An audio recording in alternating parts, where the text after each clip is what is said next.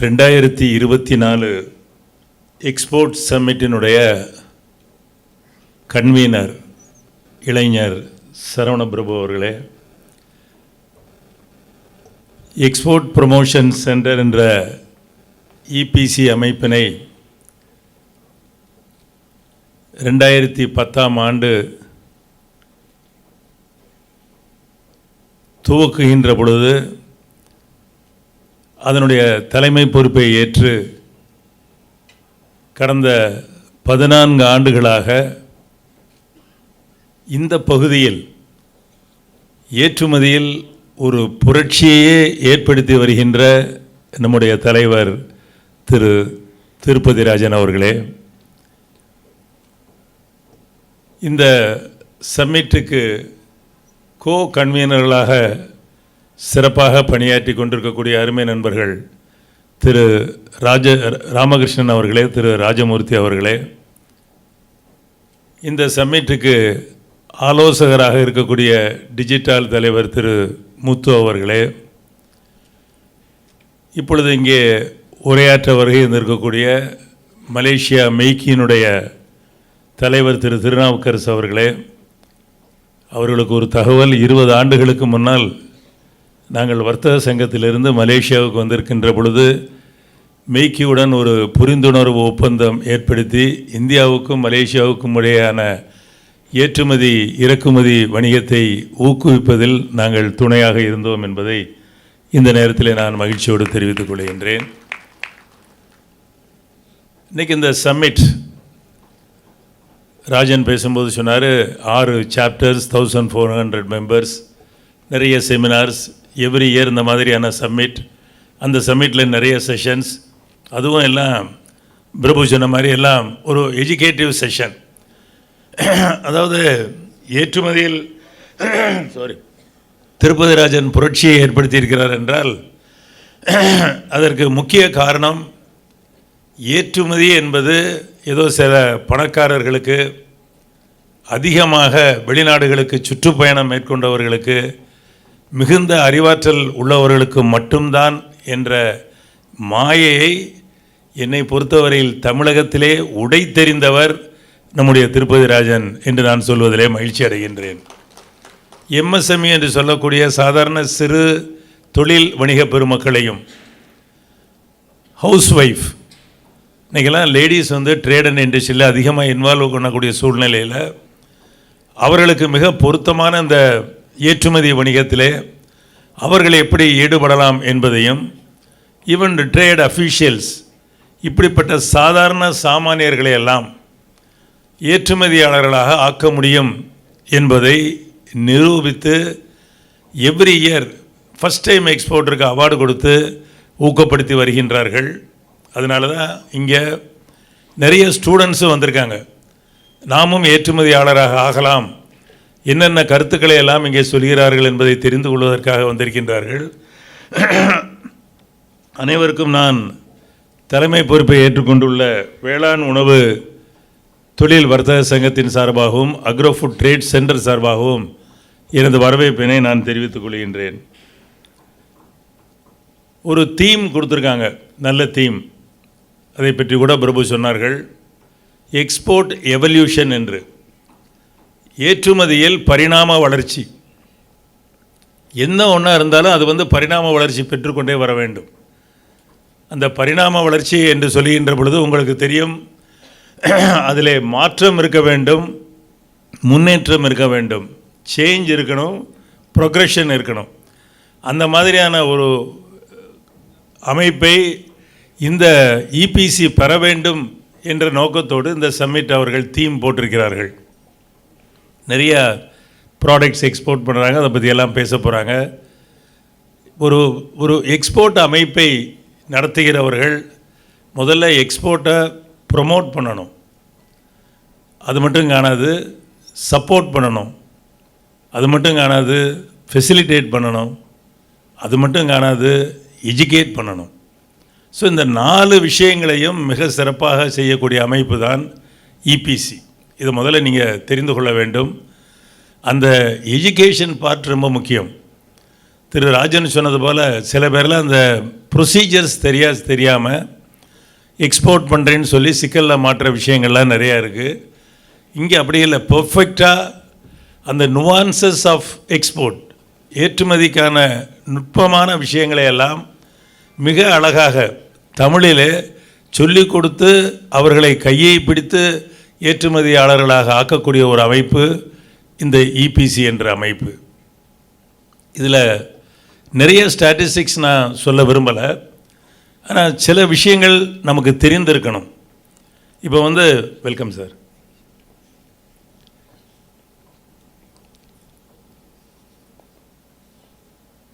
இலங்கையின் வர்த்தக அமைச்சர் திரு ஞானதேவா அவர்களை வருக வருக என வரவேற்கிறோம். Is the Sri Lankan deputy high commissioner Sri Gnanadeva from Sri Lanka. அவர் ஏற்கனவே நம்முடைய பிரபு சொன்னது போல் ஒரு எக்கனாமிக் கிரைசிஸிலிருந்து இப்பொழுது விடுபட்டு முன்னேற்ற பாதையில் சென்று கொண்டிருக்கக்கூடிய ஒரு நாடு ஸ்ரீலங்கா. அதை நாங்கள் அடிக்கடி சென்று அதை பார்த்து மகிழ்ச்சி அடைந்து வந்து கொண்டிருக்கின்றோம். அதிலும் குறிப்பாக டூரிசம் அண்ட் ட்ரேட் மிக அதிக அளவிலே அரசு அங்கே ஊக்கம் கொடுக்கிறார்கள்.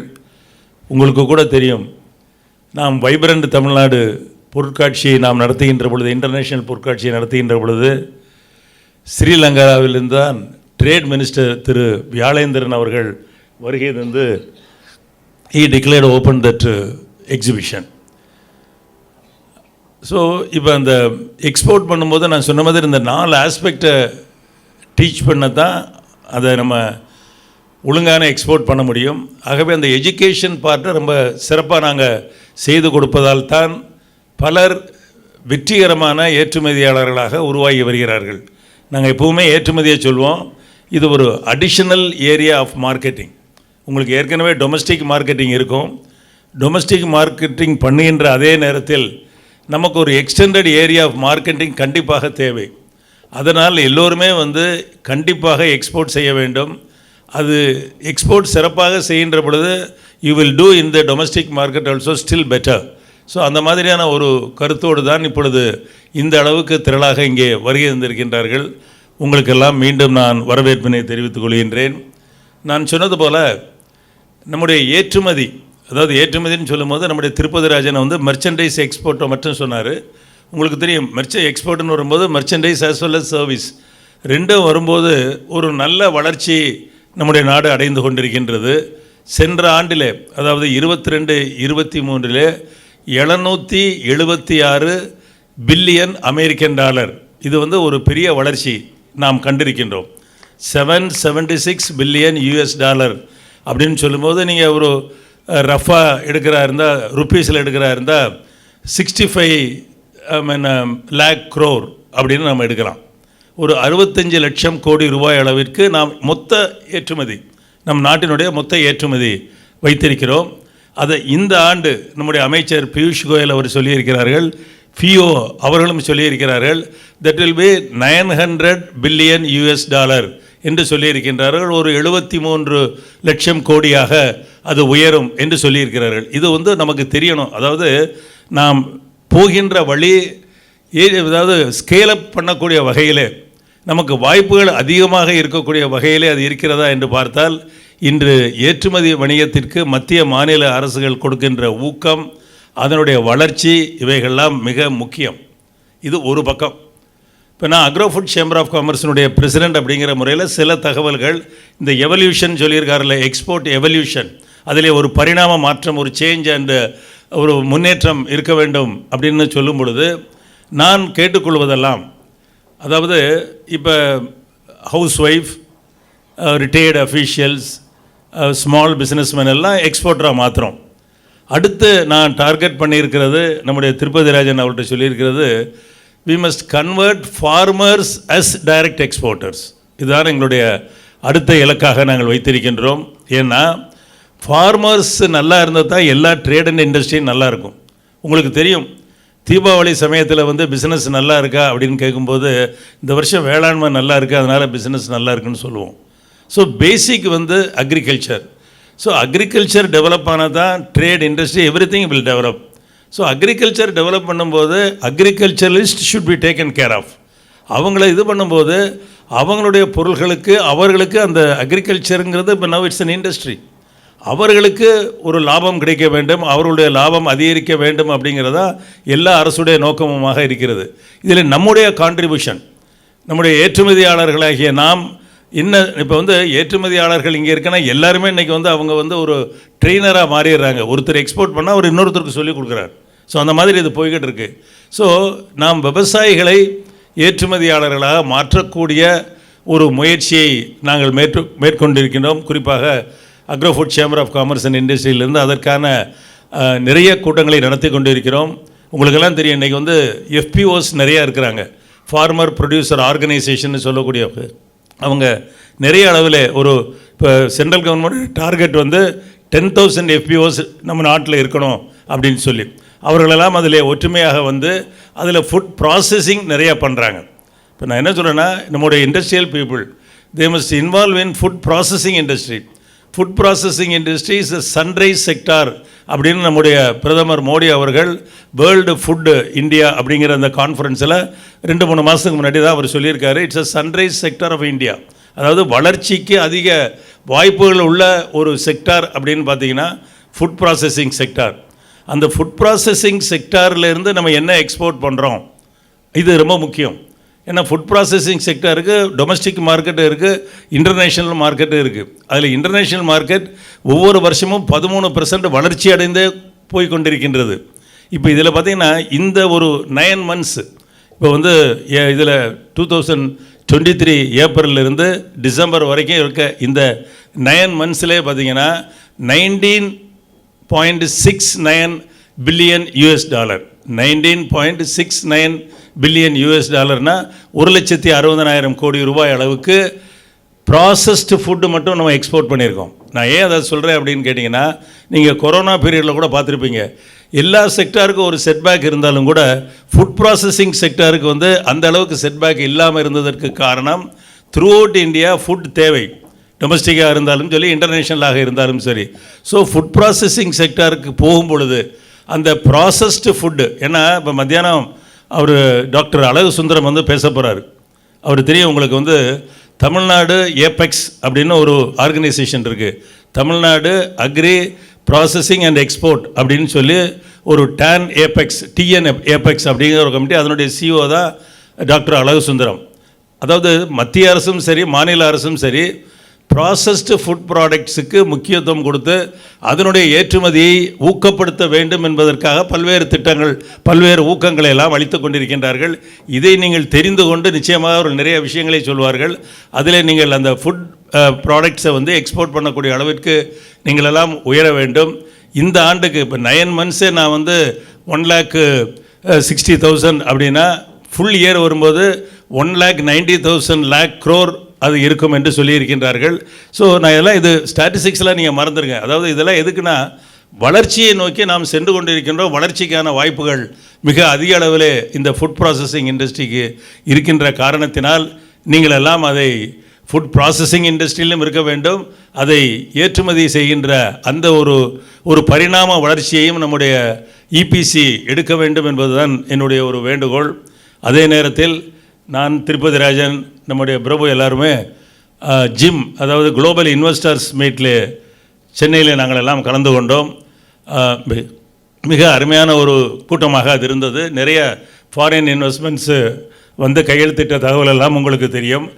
அதிலே ஃபுட் ப்ராசஸிங் செக்டாரிலே பேசுகின்ற பொழுது எங்களுக்கு அந்த மாநாட்டிலே கலந்ததிலேயே ஒரு முக்கியமான செய்தி, அதிலும் அந்த டாக்டர் அழகு சுந்தரம் மதியம் வருகின்ற அவர்கள் அதிலும் கலந்து கொண்டார்கள். ஒரு முக்கியமான செய்தி இப்போல்லாம் உங்களுக்கு தெரியும், அதாவது மில்லட்ஸ்,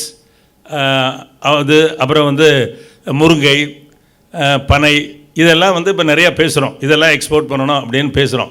பட் ஒரு விஷயத்தை அங்கே சொன்னார்கள், ஏன்னா நான் ஃபுட் ப்ராசஸிங் இண்டஸ்ட்ரியில் போகணும், ஃபுட் ப்ராசஸிங் இண்டஸ்ட்ரியிலேருந்து நிறைய பேர் வந்திருக்கிறாங்க, மில்லட்ஸ் மேனுஃபேக்சரர்ஸ் நிறைய பேர் வந்திருக்கிறாங்க, அதில் மார்க்கெட்டிங் பண்ணுறதில் உள்ள சிரமங்களை பற்றியெல்லாம் அடிக்கடி எங்களிடம் பேசுகிறார்கள். அங்கே கிடைத்த ஒரு தகவலை நீங்கள் தெரிந்து கொள்ள வேண்டும். அதாவது please do not compromise taste on the ground of health. இது ஒரு புதுசாக உங்களுக்கு இருக்கலாம். Please do not compromise taste on the ground of health. இது ஒரு நல்ல தகவல் எங்களுக்கு கிடைத்தது. ஹெல்த் என்று சொல்லிக்கொண்டே சுவையை நாம் மாற்றினோம் என்றால் நாம் வெற்றியடைய முடியாது. இது பலருக்கும் இந்த பெட்டர் எக்ஸ்பீரியன்ஸ் இருக்கிறது. அங்கே கூட நான் பேசும் பொழுது சொன்னேன், சில பேர் மில்லட்ஸில் இருந்து பொருட்களை தயாரிக்கின்ற பொழுது அந்த அந்த அந்த ஒரு பிஸ்கட் தயாரிப்பார்கள், அதை சுவைபட தயாரிக்க தெரியவில்லை அவர்களுக்கு. ஆகவே என்ன ஆகிறது என்றால் அதனுடைய விற்பனையை அவர்களால் செய்ய முடியவில்லை. நாம் எந்த சுவையை ஏற்றுக்கொள்கிறோமோ அந்த சுவையில் மாறுதல் இல்லாமல் இந்த பொருட்களை எல்லாம் ஃபோர்ட்டிஃபை செய்து தயாரிக்கின்ற டெக்னாலஜியை நீங்கள் தெரிந்து கொண்டு அதிலே நீங்கள் கண்டிப்பாக அதில் ஈடுபட வேண்டும். அதற்கு ஒரு உதாரணம் கூட நான் சொல்லுவேன். ஒரு ஆசீர்வாத் என்ற கம்பெனி ஒரு மில்லட்ஸ் பவுடர் விளம்பரம் செய்கின்றார்கள். நீங்கள் அதிலே இனிமேல் பார்த்தால் தெரியும். அவர்கள் என்ன சொல்வார்கள் என்றால், இதை உங்களுடைய மாவிலே சேர்த்து கொள்ளுங்கள் என்று சொல்வார்கள். சொல்லிவிட்டு சொல்வார்கள், உங்களுடைய ருசி மாறாது என்று சொல்வார்கள். அப்போ எந்த அளவுக்கு பெரிய இண்டஸ்ட்ரீஸ் எல்லாம் அதை ஆய்வு செய்து அவர்கள் போகிறார்கள். சுவையை மாற்றாமல் ஆரோக்கியத்தை கொடுக்கின்றார்கள். ஸோ இதைத்தான் வெளிநாடுகளிலும் அவர்களெல்லாம் எதிர்பார்க்கிறார்கள். ஸோ இந்த மாதிரியான ஒரு நல்ல சுவையான பொருட்களை நீங்கள் தயார் செய்து ஏற்றுமதி செய்கின்ற பொழுது நிறைய வாய்ப்புகள் இருக்கின்றன. இதற்கு எங்களுடைய அக்ரோஃபுட் ட்ரேட் சென்டரும் சரி, அக்ரோஃபுட் சேம்பர் ஆஃப் காமர்ஸும் சரி, பல உதவிகளை செய்ய தயாராக இருக்கிறோம் என்று கூறி, இந்த எக்ஸ்போர்ட் ப்ரொமோஷன் சென்டர் சிறந்த ஒரு நல்ல பணியினை இந்த பகுதியில் ஆற்றிக் கொண்டிருக்கின்றது. இதனுடைய பணி இன்னும் அதிகரிக்க வேண்டும். நம்முடைய அல்டிமேட் எய்ம் என்னவென்றால், நம்முடைய இந்தியாவினுடைய எக்ஸ்போர்ட்டில், டோட்டல் எக்ஸ்போர்ட்டில் நம்முடைய பங்கு அதிகரித்து கொண்டே வர வேண்டும் என்பதுதான். அந்த முறையில் அதிலே ஒரு தனி முத்திரை வைத்து வந்து கொண்டிருக்கின்றார் நம்முடைய திருப்பதி ராஜன் அவர்கள். அவருடைய இளைஞர் குழுவோடு மிக சிறப்பாக பணியாற்றி கொண்டிருக்கின்றார்கள். அவரை நீங்கள் பயன்படுத்தி கொள்ளுங்கள், அதுதான் மிக முக்கியம். ஏனென்றால் பொதுவாக எக்ஸ்போர்ட்டில் இருக்கிற யாரும் அந்த நுவான்சஸ் ஆஃப் எக்ஸ்போர்ட் சொல்லிக் கொடுக்கவே மாட்டாங்க. ஏதோ பெரிய ரகசியம் மாதிரி வச்சுக்கிடுவாங்க. ஆனால் திருப்பதி ராஜனுடைய வெற்றி, அவருடைய பெருந்தன்மை என்ன, அவர் எக்ஸ்போர்ட் பண்ணுற யாருக்கு எக்ஸ்போர்ட் பண்ணுறாரோ அவரை பற்றியே சொல்லுவார். இவருக்கே நீங்கள் ட்ரை பண்ணி பாருங்கள் அப்படின்னு. இது யாரும் சொல்ல மாட்டாங்க. ஏன்னா எக்ஸ்போர்ட்டுக்கு ஸ்கை இஸ் த லிமிட். யாரும் அதை அடைக்கிற முடியாது. ஸோ இவர் கூட சில பிட்டர் எக்ஸ்பீரியன்ஸ் உண்டு. இவர் யாருக்கு எக்ஸ்போர்ட் பண்ணுறாரோ அவருக்கே இவர்கிட்ட பாடம் படித்தவர் கோட் பண்ணுவார், குறைச்சி கோட் பண்ணுவார். பட் அதை பற்றிலாம் அவர் கவலைப்படுறதில்லை. ஏன்னா we have got more opportunities. எக்ஸ்போர்ட்டை சொல்லிக் கொடுக்கணும், எல்லோரையும் எக்ஸ்போர்ட்டர் ஆக்கணும் என்ற ஒரு உயரிய நோக்கத்தோடு செயல்படுகின்ற இபிசி சேர்மன் திரு திருப்பதி ராஜன் அவர்களுக்கு மீண்டும் எனது வாழ்த்துக்களை தெரிவித்துக் கொண்டு வாய்ப்புக்கு நன்றி கூறி விடைபெறுகிறேன். நன்றி, வணக்கம்.